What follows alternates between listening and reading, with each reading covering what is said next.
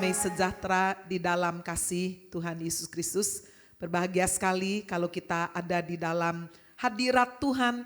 Itulah yang membawa damai sejahtera, membawa ketenangan, membawa kedamaian. Bapak Ibu Saudara sekalian, subtema di bulan Mei ini adalah total victory. Kemenangan secara total dalam hidup. Saya sangat yakin setiap kita merindukan hidup kita boleh menang. Kalau memiliki rumah tangga yang bahagia, sudah bisa punya anak-anak yang berhasil.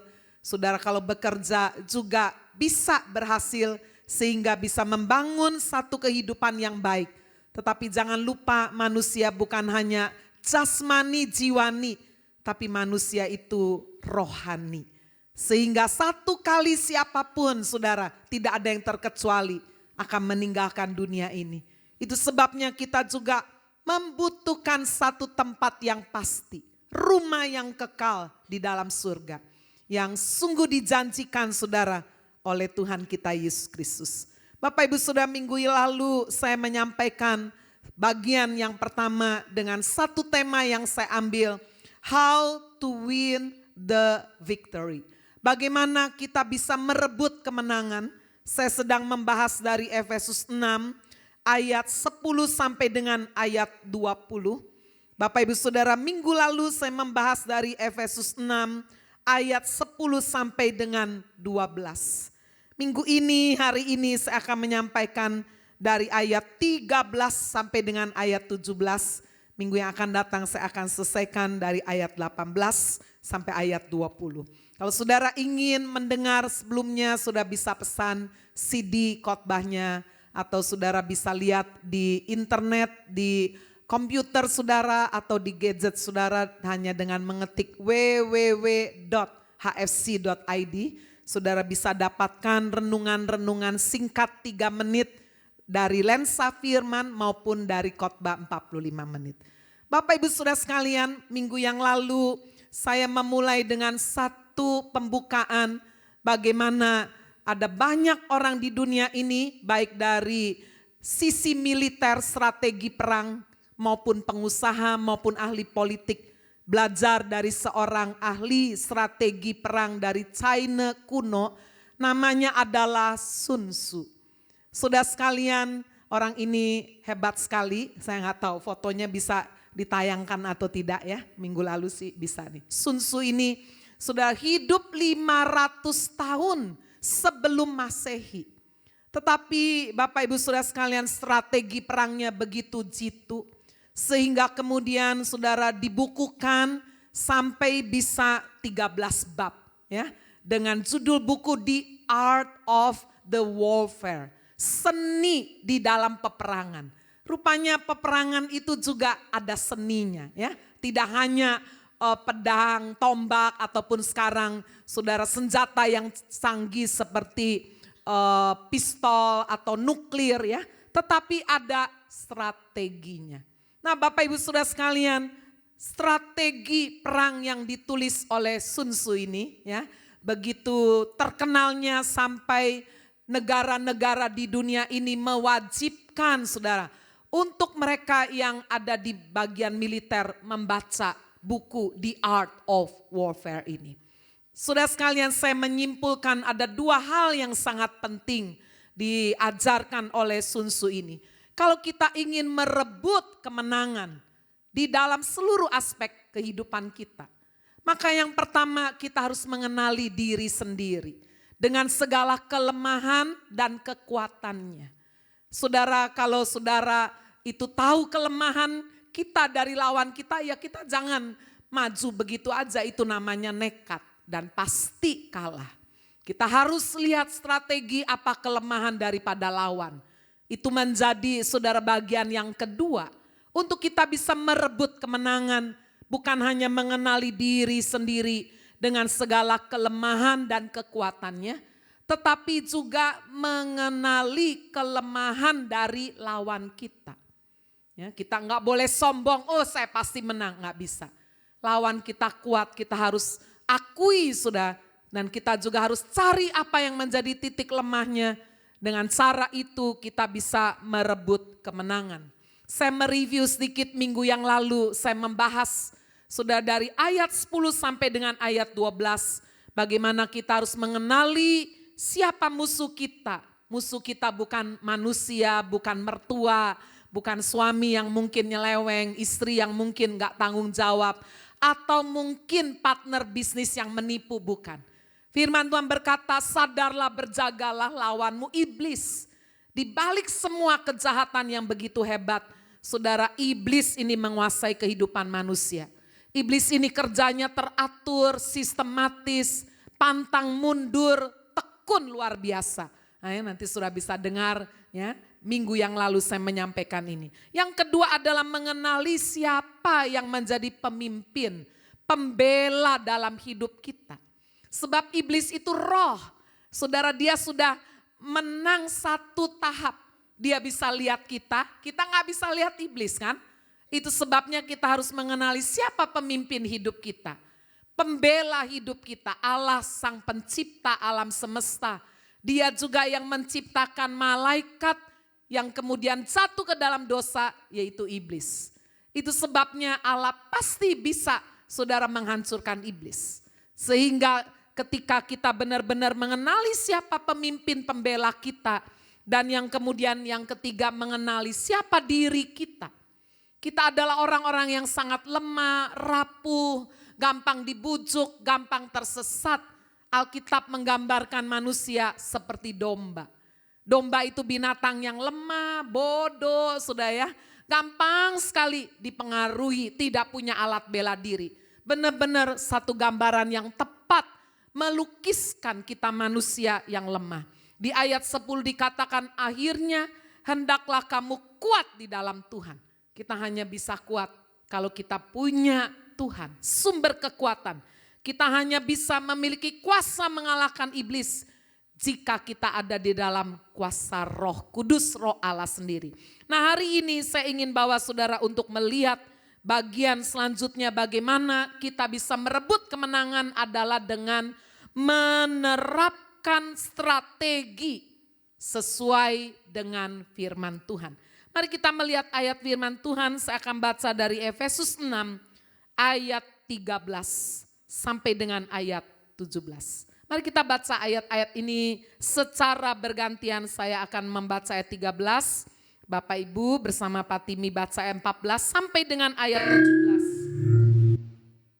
Lalu kita mengaminkannya, demikian bunyi firman Tuhan, sebab itu ambillah seluruh perlengkapan senjata Allah, supaya kamu dapat mengadakan perlawanan pada hari yang jahat itu dan tetap berdiri sesudah kamu menyelesaikan segala sesuatu. Berikat pinggang kebenaran dan berbaju jirakan keadilan. Kakimu berkasutkan kerelaan untuk memberitakan Injil damai sejahtera. Dalam segala keadaan pergunakanlah perisai iman, sebab dengan perisai itu kamu akan dapat memadamkan semua panah api dari si jahat. Ayat 17 kita baca bersama-sama. Dan terimalah ketopong keselamatan dan pedang roh, yaitu firman Allah. Kita yang percaya firman Tuhan berkata, amin. Firman Tuhan berkata yang berbahagia itulah yang mendengarkan firman Tuhan, menyimpan di dalam hati dan dengan setia melakukan di dalam kehidupan. Bapak Ibu Saudara sekalian, jika kita mempercayai bahwa Tuhan yang menciptakan alam semesta, termasuk yang menciptakan malaikat yang kemudian jatuh menjadi iblis, pasti sudah tahu titik lemahnya. Maka saudara, apa yang disampaikan oleh Tuhan sebagai satu perintah strategi untuk mengalahkan iblis, kita juga harus mengetahuinya, bahkan menjalankannya. Yang pertama, saudara, itu ditulis di ayat 13 dan ayat 11 dari Efesus 6. Dikatakan, ambillah perlengkapan seluruh senjata Allah. Bukan pilih-pilih, oh yang ini saya mau, yang ini enggak mau. Ambillah seluruh perlengkapan senjata Allah. Bukan cuma ambil buat koleksi, ya. Ada banyak orang saudara punya mobil koleksi. Ada ibu-ibu rumah tangga punya alat-alat makan, piring, mangkok, semua bagus-bagus, koleksi. Sampai meninggal dunia belum pernah dipakai. Ini koleksi mama saya. Waduh, ya, jangan sampai koleksi perlengkapan senjata Allah. Punya Alkitab, waduh, koleksi. Tuhan mau saudara, setelah kita mengambil seluruh perlengkapan senjata Allah, kenakanlah, kenakanlah seluruh perlengkapan senjata Allah. Supaya apa? 3 tujuannya. Firman Tuhan berkata supaya kita dapat bertahan melawan tipu muslihat iblis. Iblis itu licik. Saudara, dia suka menipu, dia suka membujuk, dia suka menakut-nakuti, dia juga suka berbohong. Bapak Ibu Saudara, saya minggu lalu menyampaikan bagaimana salah satu cara sudah iblis menakut-nakuti manusia dengan mitos-mitos, tahayul-tahayul. Ya. Kamu jangan kayak begitu, jangan duduk di pintu nanti nggak laku. Waduh ya, gitu. Itu mitos-mitos. Dilihat sudah sekalian mukanya, dilihat jari-jari tangannya, dilihat angka-angka kelahirannya dan sebagainya. Bapak Ibu, itu membuat kita takut, mau bergerak begini takut, mau bergerak begitu takut, mau dagang ini takut. Wah, unsurmu tanah, jangan kerja air, nanti nggak cocok. Waduh, ya, waduh ini cucunya lahir ini, sionya macan, mateng. Padahal sudah sekalian emaknya ini kelinci. Waduh, macan bisa makan kelinci. Wah ini, ciong ini. Saudara-saudara sekalian, berapa banyak kemudian menjadi takut dalam rumah itu. Padahal kalau kita lihat firman Tuhan berkata Allah menciptakan manusia serupa dan segambar dengan siapa saudara? Allah. Manusia tidak diciptakan serupa dan segambar dengan binatang. Tapi kita mau aja digambarkan dengan binatang. Baik orang timur, orang barat suka menggambarkan manusia pakai binatang. Sio-sio semua binatang, ya. Bintang-bintang Anda semua pakai binatang. Ada ketakutan.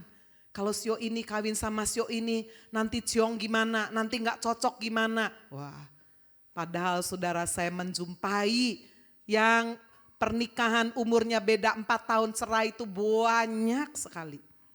Saya punya anak angkat namanya Yani.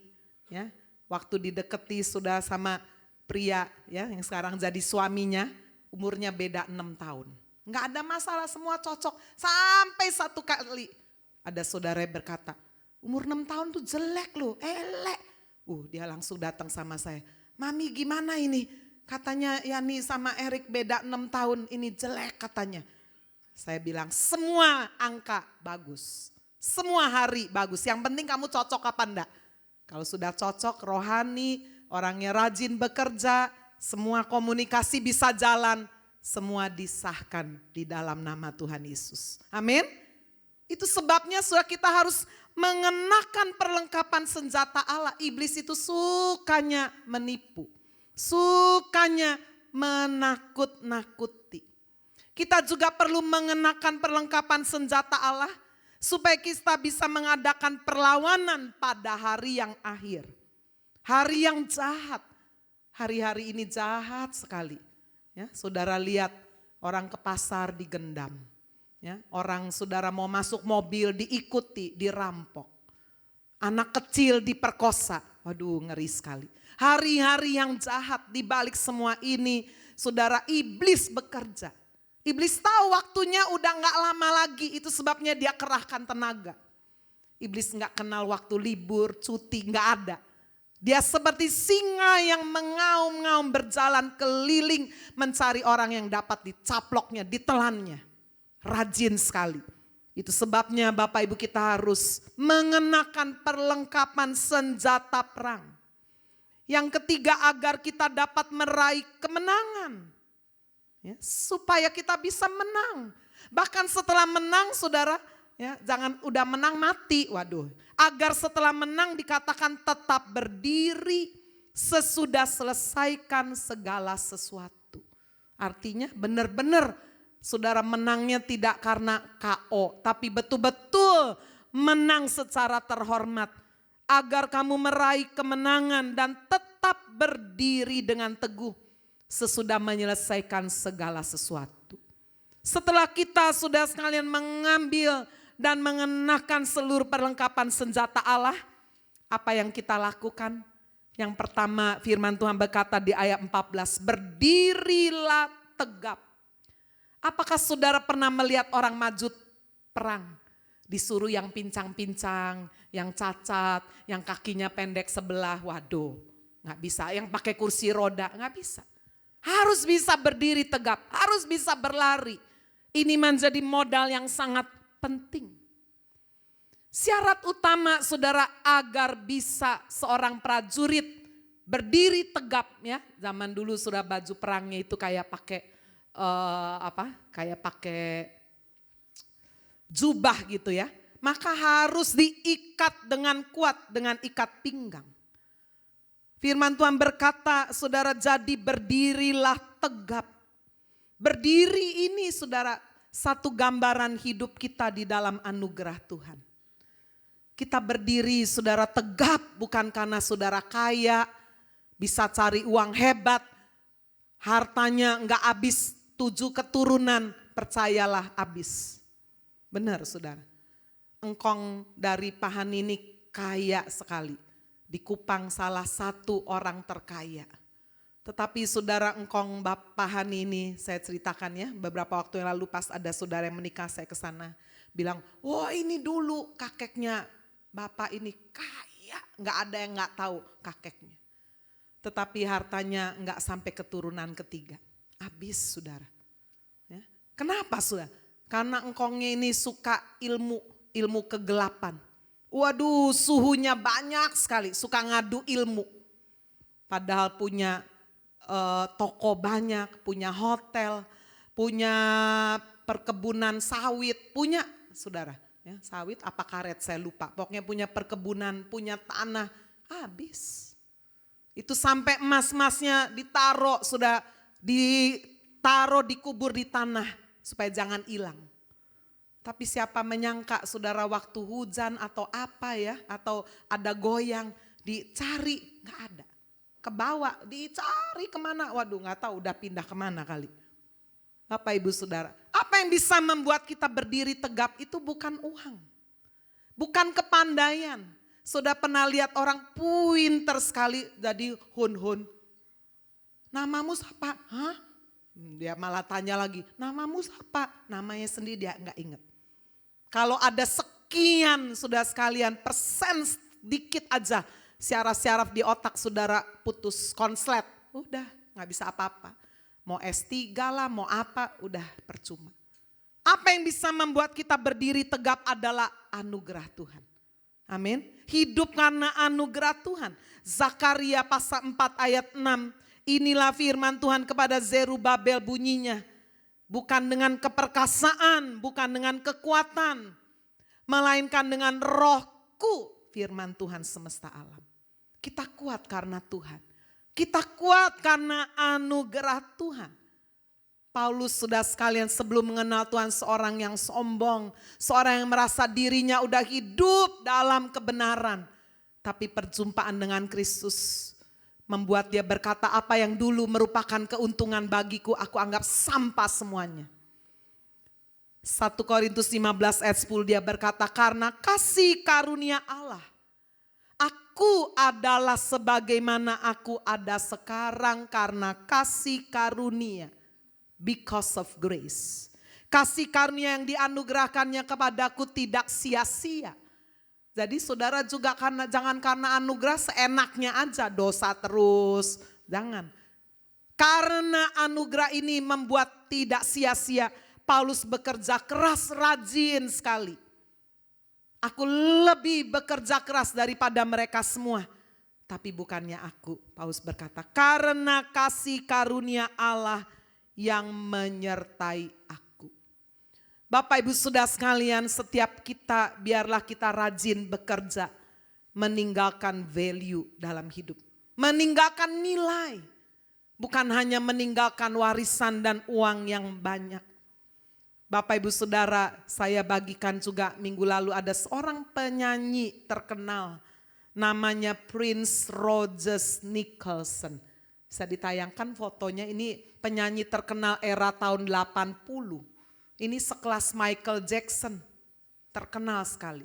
21 April 2016 berarti bulan yang lalu dia meninggal dunia setelah bekerja non-stop selama 154 jam. Ya, meninggal dalam usia 50, berapa ini? 58 ya, kalau usia dari tahun 58, usia 58 tahun. Harta kekayaan yang ditinggalkannya 4,5 triliun. Buat siapa saudara? Orang tuanya udah meninggal, dia menikah 2 kali, cerai semua. Sudah harta gono gini udah dibagi udah lama. Dia punya anak, anaknya mati semua. Kekayaan tidak akan setia kepada orang yang sudah mati. Betul gak saudara? Bapak Ibu Saudara sekalian. Itu sebabnya mari kita sungguh memperhatikan hidup ini. Berdiri tegap dalam anugerah membuat kita tidak sombong. Membuat kita tidak meremehkan orang lain. Kamu mah gak sekaya saya, gak sepinter saya, gak sombong. Karena kita merasa kalau kita bisa berhasil, kalau kita bisa sehat, kalau kita bisa membangun rumah tangga yang bahagia, itulah anugerah pertolongan Tuhan. Amin. Firman Tuhan berkata memperingati kita dalam 1 Korintus 10 ayat 12. Sebab itu siapa yang menyangka bahwa ia teguh berdiri, hati-hatilah supaya ia jangan jatuh. Ini peringatan untuk semua orang. Jangan ada yang berkata, oh saya enggak mungkin saya jatuh, enggak mungkin saya pailit, enggak mungkin saya bangkrut, enggak mungkin saya nyeleweng, enggak mungkin saya kena kanker. Terus aja lama-lama, enggak mungkin mati. Waduh, udah lupa dia bukan orang. Jangan sombong, berdiri tegap artinya adalah saudara sekalian kita hidup di dalam anugerah Tuhan. Setelah kita berdiri tegap saudara, masih ayat 14 dikatakan, biarlah kita berikat pinggangkan kebenaran. Baju perang dipakai tidak boleh longgar, harus kencang. Kalau longgar saudara membuat prajurit tidak bisa lari dengan cepat, terganggu, nanti enggak fokus.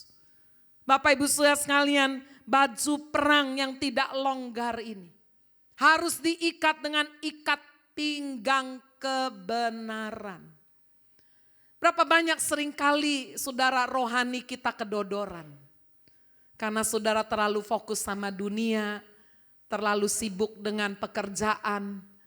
Bapak Ibu Saudara terlalu sibuk dengan kesenangan kita sendiri. Sehingga kerohanian kita gak karu-karuan, kedodoran. Ini saatnya kencangkan ikat pinggang dengan kebenaran. Siapa kebenaran? Yohanes 14 ayat 6 Yesus berkata, akulah jalan, akulah kebenaran, akulah kehidupan. Tidak ada seorang pun sampai ke rumah Bapa di surga tanpa melalui aku, sang jalan kebenaran dan hidup. Berarti sudah dalam hidup ini kita harus fokus kepada sang kebenaran, yaitu Kristus Yesus. Bapak Ibu Saudara, apa itu kebenaran? Yohanes 17 ayat 17 berkata kebenaran itu firman Tuhan. Ini adalah hal yang sangat basic dalam kehidupan orang Kristen. Tetapi justru karena terlalu basic banyak orang melupakan. Orang lebih suka aksesoris rohani. Waduh, saya rasa kesetrum, saya rasa waduh kayak ekstasi, hati-hati. Sampai yang basic ditinggalkan. Gitu-gitu aja bosen, padahal penting sekali. Bapak Ibu Saudara, menurut penelitian salah satu negara di dunia ini yang sering terkena gempa adalah Jepang. Betul ya? Nah, saudara, Jepang yang gempa yang sangat hebat diikuti badai tsunami. Terjadi pada tanggal 11 Maret 2011. Kekuatannya sampai 8,9 Richter. Waduh, kuat sekali. Itu banyak sekali rumah-rumah penduduk korban banyak. Tapi heran, kenapa jembatan-jembatan di Tokyo, di kota-kota besar. Saudara, gedung-gedung pencakar langit yang menjulang tinggi termasuk Tokyo Tower tidak hancur. Di dalam rekaman video ketika terjadi saudara badai tsunami yang hebat gempa bumi. Itu saudara Tokyo Tower itu goyang-goyang atasnya itu, goyang-goyang. Loh, tapi nggak ambruk. Jembatan-jembatan itu juga nggak hancur. Kenapa? Sudah itu menarik perhatian negara-negara lain. Orang Jepang itu sangat teliti, tekun, rajin, perfeksionis. Mereka sangat belajar saudara dari kekurangan negeri mereka. Itu sebabnya saudara ketika diteliti ternyata gedung-gedung pencakar langit, tower-tower yang tinggi itu memiliki fondasi yang sangat amat dalam sekali. Karena mereka mempercayakan mereka punya fondasi yang kuat, sangat dalam.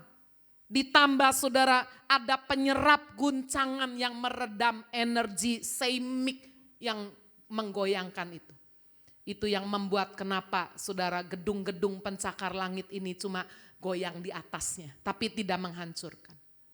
Bagaimana dengan kita orang Kristen? Berapa banyak seringkali saudara belum sampai goncangan hebat. Karena doa gak terkabul aja udah kecewa, udah meninggalkan Tuhan. Itu sebabnya kita harus mengikat pinggang rohani kita dengan kebenaran. Yang adalah firman, yang adalah Kristus. Itu membuat kita tidak gampang melenceng, tidak gampang tersesat saudara dalam hidup ini. Saya baca saudara dalam 1 Timotius pasal yang keempat, ayat yang ke-16.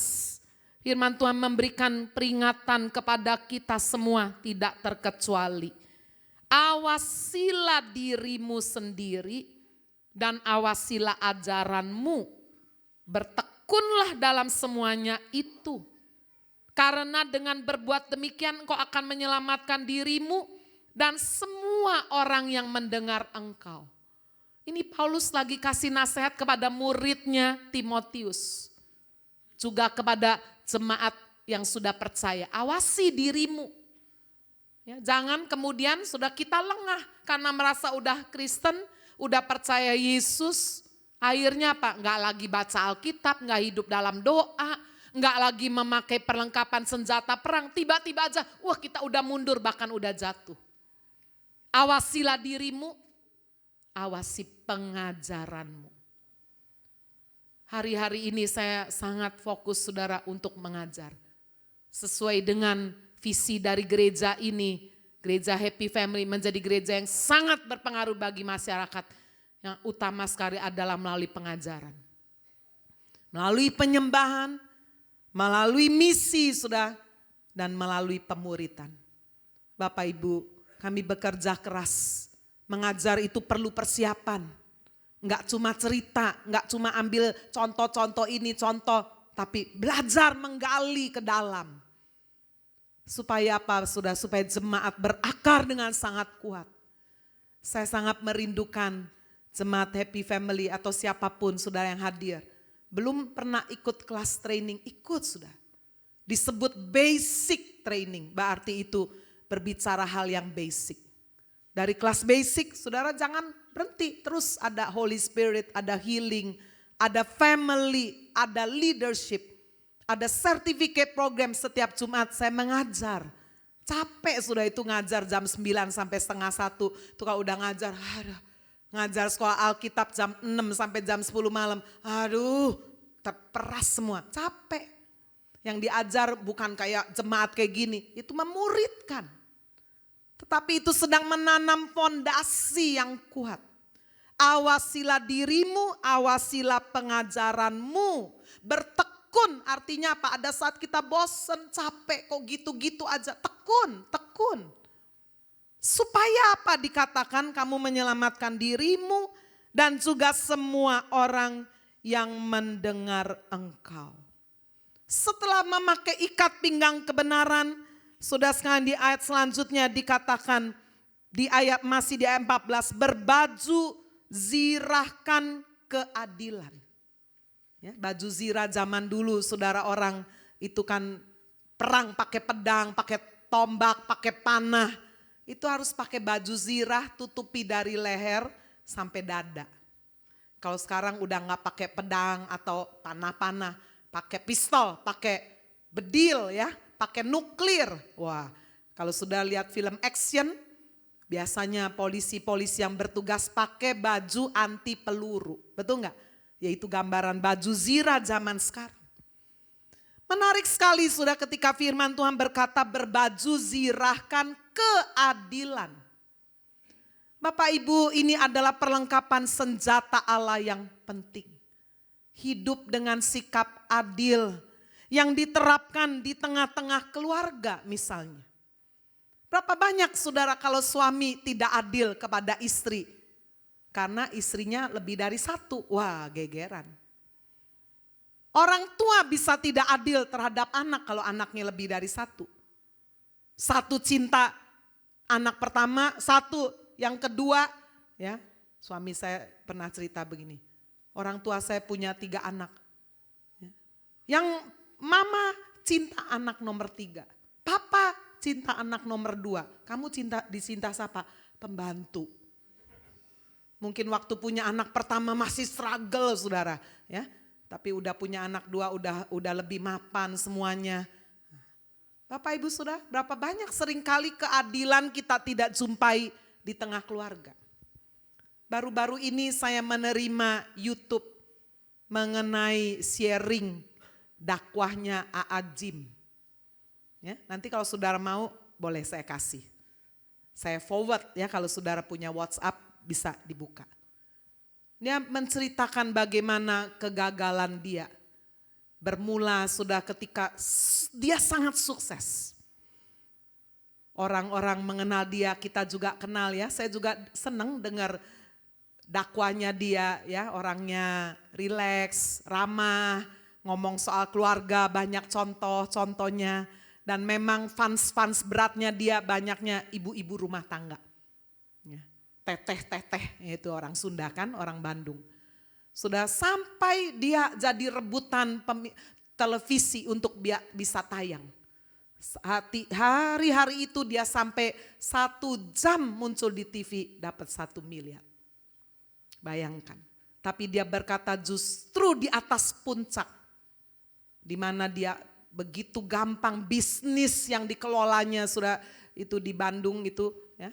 Benar-benar berhasil. Disitulah saudara dia melakukan poligami. Dan saudara sekalian orang-orang menjadi kecewa khususnya wanita-wanita ini ya.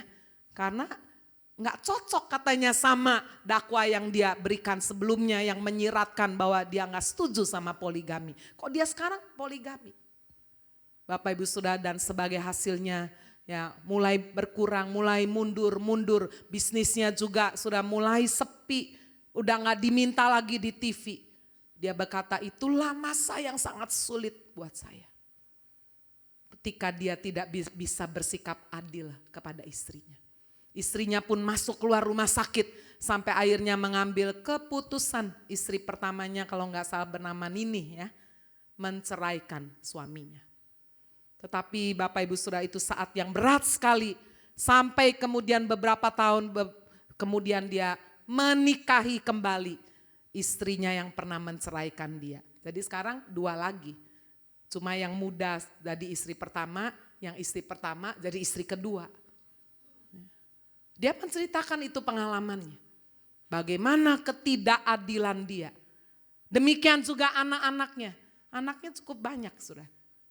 Merasa bapaknya lebih dimiliki oleh orang lain, oleh orang banyak. Mereka rasa enggak memiliki ayah mereka, enggak punya waktu papa mereka. Berapa banyak saudara disibukkan dengan pekerjaan.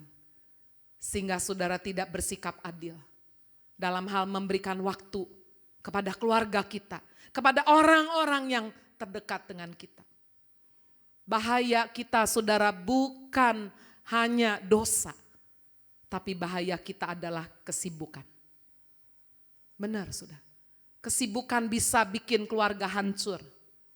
Kesibukan bisa bikin anak tidak kenal orang tua, akhirnya saudara masuk dalam pergaulan yang buruk.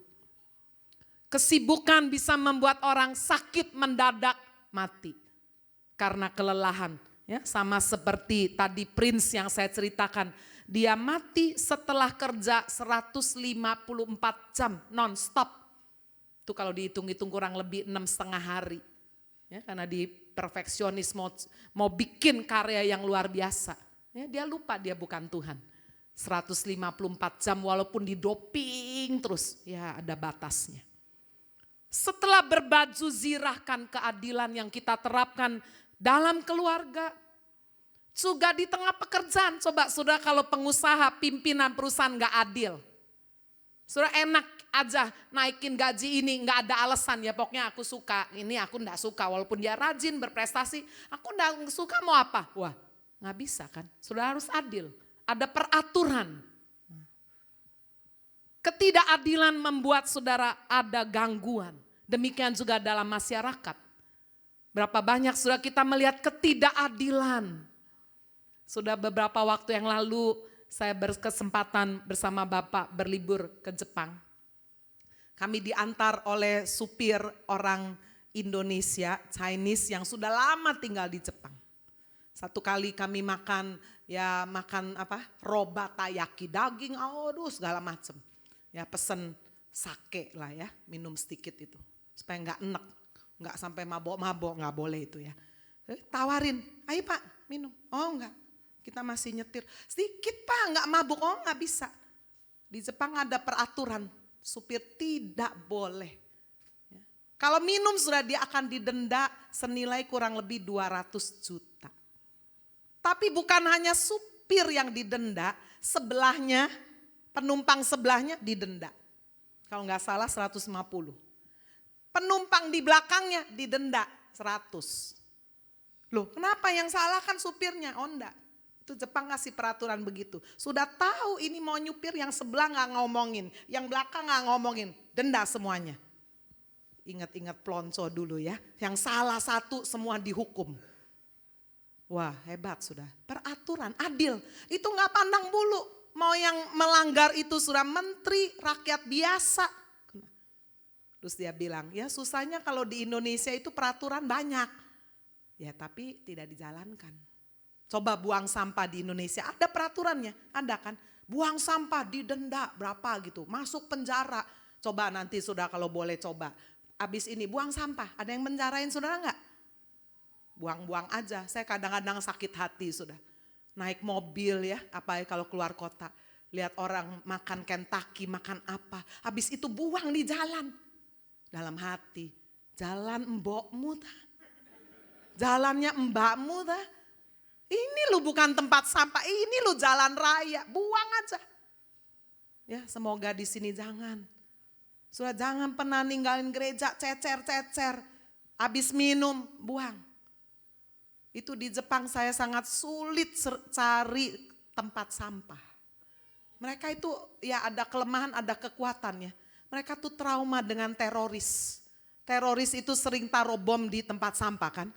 Jadi jarang itu mau naik Shinkansen mau bawa mana tempat sampah, nggak ada. Itu tempat umum jarang ada tempat sampah. Supirnya kasih tahu orang Jepang tuh dari kecil dididik. Kemana-mana bawa kantong kresek. Makan sampahnya masuk kantong kresek. Itu saudara, wah luar biasa kita belajar disiplin. Sebab kalau memang benar-benar mereka buang sampah didenda dan masuk penjara. Dan dijalankan. Itu namanya adil. Kita seringkali orang tua cuma ngomong, kamu kalau melanggar gini, nanti mama gak kasih uang jajan. Ya anaknya, masa berani, gitu kan. Nah, Bapak Ibu Saudara itu sebabnya kita perlu keadilan. Sebelum memberikan satu ultimatum pikir dulu.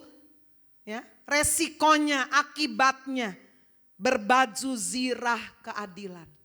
Biarlah itu diterapkan dalam rumah tangga, dalam pekerjaan, dan juga di tengah masyarakat kita terus doakan supaya ada pimpinan yang adil.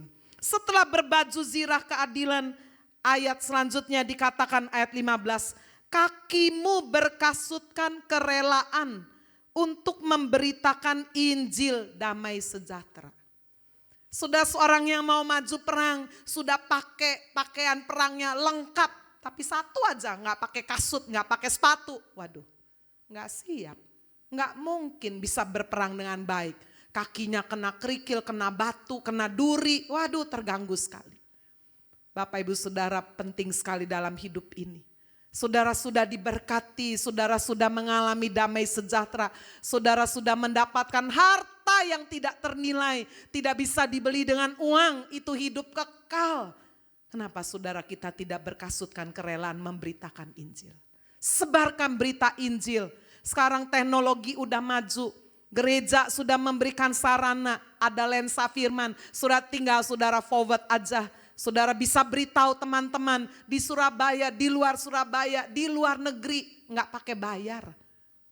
Itu sarana misi yang kami kerjakan dari HFC. Setiap minggu, 1 minggu 3 kali. Saudara lensa firman akan terus muncul diperbaharui. Kalau saudara tanya, apakah Bapak Ibu ini, saya dan Bapak ini nganggur? Tidak, sibuk. Kadang-kadang, waduh ini stoknya udah sedikit, matang belum rekaman. Saudara, rekaman itu gampang kah? Tidak, sudah nanti ada timnya, harus cari lokasi. Makanya di sini kalau ada rumah yang bagus, layak, bisa dipakai, bisa ngomong. Nih rumah saya bisa dipakai, punya restoran bagus, nih bisa dipakai. Waduh, terima kasih. Sebab kita harus cari lokasi, harus syuting, harus persiapan. Waduh, melelahkan. Saudara lihatnya emang gampang, lu 3 menit ente. Oh apalagi, yang bikinnya setengah mati saudara. Tapi ini adalah satu upaya untuk kami mengenakan kasut kerelaan, rela memberitakan Injil. Saudara lihat lensa firman nggak pakai bayar. Ya, mau 3 menit, mau 45 menit nggak bayar. Tapi kita mempersiapkan dengan segenap hati. Supaya apa saudara? Supaya itu disebarkan, jangan habis terima, oh ya bagus ya, keep aja, jangan. Sebarkan sebanyak-banyaknya. Amin. Saya kadang bersyukur sudah kalau ketemu orang gak kenal. Terus setelah dengar saya bicara, terus dia bisa bilang begini, saya kok rasanya sering dengar suara ini. Terus tiba-tiba dia, oh Ibu lensa firman ya. Loh kok tahu dari mana? Saudara saya dari mana itu kasih. Loh muka, ya, dia cuma lihat. Loh lama-lama dia ingat, lensa firman. Aduh terima kasih Bu, saya udah lama gak ke gereja. Lewat lensa firman, saya diingatkan kembali. Saya sudah sangat jauh dari Tuhan. Saya sekarang udah ke gereja lagi. Wow, senang saudara. Dia gak kasih apa-apa, gak kasih duit, gak kasih apa. Tapi saya bahagia ketika bisa membawa orang datang kepada Kristus. Amin. Tuhan mau saudara juga mengenakan kasut kerelaan memberitakan Injil. Kasut melindungi kaki kita dari panas, kotoran, mempercepat perjalanan kita, memberi kita rasa nyaman, bahagia, rasa indah sudah. Ada orang-orang yang bisa kita menangkan, ada satu kebanggaan yang gak bisa kita lukiskan dengan apapun. Ya, kasut kerelaan memberitakan Injil. Yang selanjutnya adalah perisai iman, ayat 16. Dalam segala keadaan pergunakanlah perisai iman. Sebab dengan perisai itu kamu akan dapat memadamkan semua panah api dari si jahat. Sudah pakai sudah pakai baju zirah dari leher tutup dada. Ada lagi pelindung yang kedua, perisai. Orang Romawi pakai perisai ini ukurannya 60 kali 120. Bisa melindungi dada. Serangan utama jantung ini dilindungi. Bapak Ibu dalam kehidupan kita secara rohani. Kita harus mempertahankan hidup iman kita sampai pada akhir. Dalam segala keadaan pergunakan perisai iman. Iman kita kepada Yesus tidak ada yang lain. Inilah yang membuat sudah kita bisa bertahan sampai akhir. Memadamkan semua panah api dari si jahat. Membuat hidup kita bisa berkenan kepada Tuhan adalah dengan perisai iman. Saudara lihat pencobaan-pencobaan yang dialami oleh Tuhan Yesus. Saudara tidak ada satupun yang bisa menghancurkan, meloloskan saudara sekalian iblis untuk bisa menjatuhkan Yesus. Hanya karena apa? Ada iman yang sangat teguh, tidak goyang sedikit pun. Iman datang dari pendengaran akan firman Tuhan. Amin. Itu sebabnya kalau dengar firman harus sungguh-sungguh. Jangan dengar firman sambil ngobrol, bibi gadget. Itu Bu Agnes lagi ngomongnya terus. Gak mari-mari ini ya. So gak bisa fokus. Kecuali setelah buka gadget karena mencatat dan sebagainya. Karena saya juga suka mendengar firman sambil mencatat itu lebih kuat sudah ya. Saya mencatat walaupun saya kadang-kadang udah tahu saya catat. Bapak Ibu Saudara, sungguh-sungguh ketika baca firman, sungguh-sungguh. Ketika berdoa, sungguh-sungguh. Oh Bu, saya kalau berdoa sambil nonton TV, ya apa sih? Mesti pilih mau berdoa mau nonton TV. Ada lagi yang aneh. Oh saya kalau berdoa sambil tidur, mateng ini. Itu mempermainkan. Bapak Ibu Saudara, perisai iman. Iman datang dari pendengaran akan firman. Firman yang sungguh-sungguh. Itu juga menjadi syarat mutlak. Tanpa iman kata firman, kita tidak mungkin berkenan kepada Tuhan. Saya mendorong, menghimbau saudara, baik yang pemula, baik pun yang sudah lama. Kadang-kadang yang sudah lama tambah males baca Alkitab. Baca sudah, kadang-kadang kita harus mendisiplin diri. Ibadah itu harus didisiplin. Kadang-kadang seperti olahraga. Males gitu ya. Tapi harus ini. Nah ini sama. Baca Alkitab harus. Karena itu betul-betul saudara terus menerus memelihara dan mempertahankan iman kita. Yang selanjutnya setelah perisai iman ayat 17 dikatakan. Terimalah ketopong keselamatan, helm. Ya, pakai ketopong, pakai helm. Karena jangan-jangan nanti panahnya masuk ke kepala ini, arah kepala. Jadi ini juga harus dilindungi, melindungi bagian kepala kita. Bapak Ibu, iblis sangat senang menyerang pikiran-pikiran manusia. Pikiran itu saudara seperti benteng. Di hadapan iblis pikiran itu harus dihancurkan. Kalau bentengnya bisa dirobohkan, udah dah hancur. Itu sebabnya Bapak Ibu pikiran-pikiran ini harus dijaga lewat apa? Lewat panca indera. Saudara kalau saudara punya mata, saudara suka kasih mata, sudah lihat tontonan pornografi. Kalau saudara nggak punya mata, telinga dengar-dengar yang kotor, yang jelek-jelek sama. Itu mempengaruhi pikiran kita. Pada waktu Ibu Risma mewawancarai kasus pemerkosaan saudara, seorang anak wanita yang disebut dengan nama samaran Bunga. Dia tanya sudah sama anak SD kelas 3 yang termuda melakukan percabulan. Kenapa kamu bisa lakukan ini? Karena suka nonton di warnet pornografi. Bapak Ibu Saudara sekalian, pornografi itu sama dengan drugs. Jika orang sudah mulai terus menerus memberi, sudah maka akan muncul kecanduan. Tidak mungkin tahap itu terus, nggak mungkin. Terus akan minta yang lebih lagi, lebih lagi. Sampai satu kali syaraf sudah yang di bagian depan kepala ini akan rusak. Nanti satu kali saya akan bagikan itu dalam seminar. Diimbangi ada rujukan dari dokter yang bisa menjelaskan itu.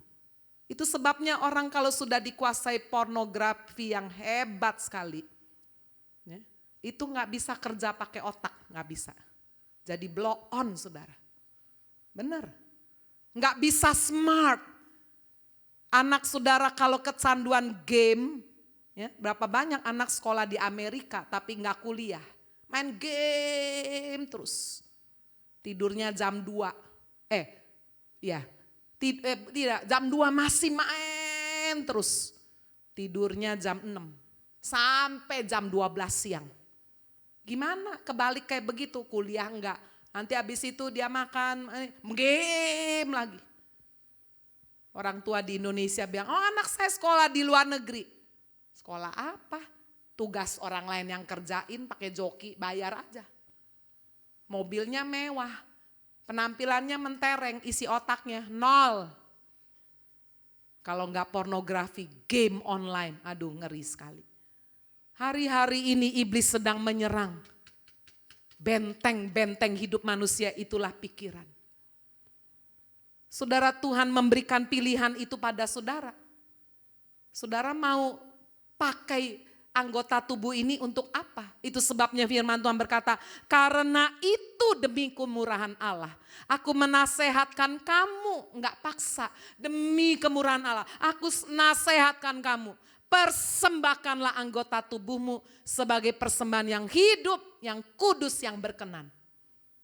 Sebab pikiran manusia bisa dihancurkan, bisa dimatikan, bisa diindoktrinasi. Saudara pikir kenapa orang-orang dari kelompok ISIS itu kejam, sadis sekali. Kenapa? Pikiran mereka sudah diindoktrinasi.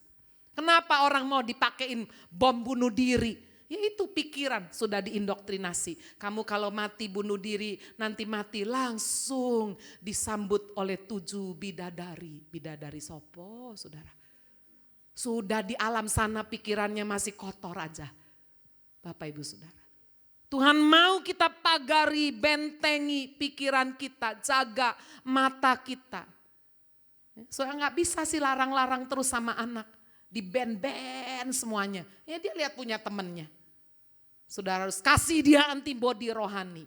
Ajak dia sudah terima firman. Sekolahkan di sekolah Kristen karakter yang mengajarkan karakter Kristus. Terus orang tua memperhatikan, mendampingi anak nonton apa aja, buka situs apa aja. Dampingi, ada komunikasi saudara yang benar. Itu sudah memagari benteng-benteng di dalam kehidupan kita, itulah pikiran kita. Pilihan ada pada kita. Tuhan mau sudah kita memikirkan yang benar, yang mulia, yang adil, yang manis, yang sedap didengar kata firman Tuhan, pikirkanlah semuanya itu. Yang terakhir, Tuhan mau kita memakai pedang roh.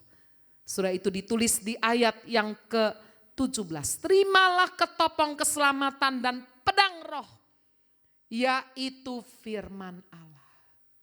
Bapak Ibu Saudara, satu-satunya yang kita harus pegang sebagai otoritas wewenang yang paling tinggi, itulah Alkitab, itulah firman Tuhan menjadi pedang roh. Menusuk sangat dalam untuk memisahkan sendi-sendi. Sudah bisa baca itu di dalam ayat firman Tuhan. Ibrani pasal 4 ayat 12. Ayat yang terakhir saya akan bacakan buat Bapak Ibu Saudara. Sebab firman Allah itu hidup dan kuat. Itu sebabnya kalau sudah dengar firman, usahakan jangan tidur. Kalau tidur sebelahnya senggol, bangun, masih ngantuk, cuci muka. Ya. Kenapa saudara?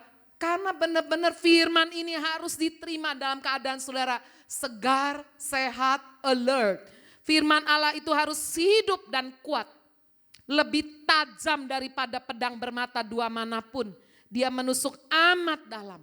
Membuat kita mengerti pikiran-pikiran yang tadinya tertutup. Aduh, jadi ngerti. Rupanya begini nih ya.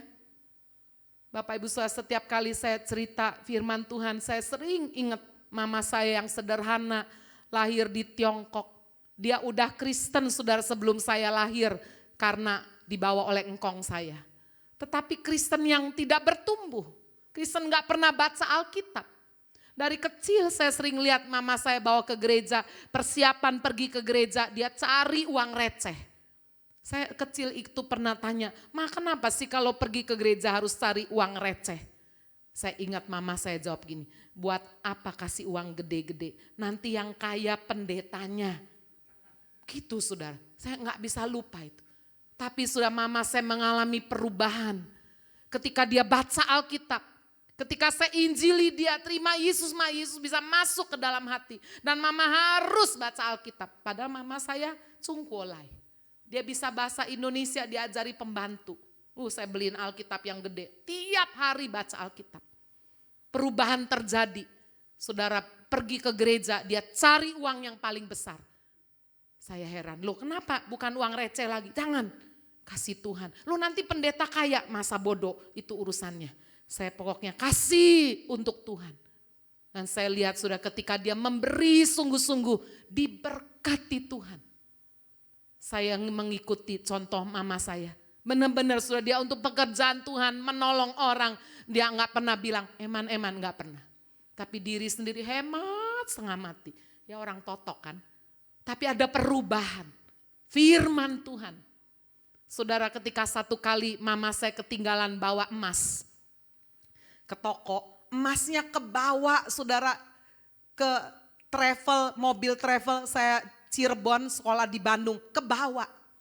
Dibungkus pakai kantong kresek, gak tahu isinya emas berapa kilo itu. Mama saya pulang main badminton, tanya pembantu. Kantong kresek ini. Loh nyonya, tadi saya bawa di itu travelnya noni mateng. Waduh, saya masih ingat mama saya masih pakai baju badminton, gak pakai mandi. Saudara, dia bersujud, Tuhan Yesus tolong jagai emas itu Tuhan. Tolong. Sekarang saya juga mau berangkat, gak cuma doa, berangkat juga. Doa dan action kan. Sambil sudah dia kejar saya di mobil. Zaman dulu gak ada handphone, betul gak? Gak ada, itu tahun 80-an. Mama saya terus berdoa, Tuhan tolong. Tolong, gimana kalau anak saya ini udah datang sampai Bandung, lalu dia gak ngakui itu kantong kreseknya. Aduh mateng ini, emas ini berapa kilo ini isinya. Dari Cirebon ke Bandung naik travel biasanya berhenti di Sumedang makan. Pemberhentian itu banyak. Mama saya tidak tahu hari itu saya berhenti di mana, dia nggak tahu. Dia berdoa, Tuhan tolong saya, kasih hikmat. Anak saya ini berhenti di mana ini? Saya lagi makan. Mama saya masih pakai baju badminton itu. Cing, kaget. Ma, ada apa? Sini. Mana tukang super bandnya? Lihat, aduh, Tuhan terima kasih. Saya, apa ma? Emas. Dibuka, waduh. Udah berdoa bersyukur, pulang lagi sudah ke Cirebon. Mama saya yang sederhana menerapkan firman. Di tengah segala kesesakan dia ingat janji firman. Coba kalau dia gak baca Alkitab, waduh bingung sudah ya, gimana nih caranya. Dia bilang dia bersaksi kemana-mana.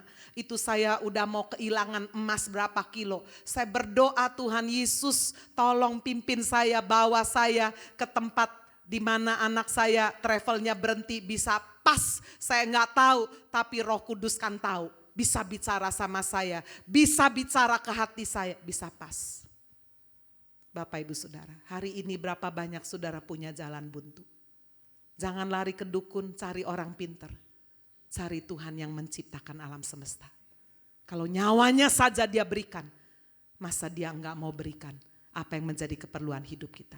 Amin. Tuhan Yesus memberkati kita semua.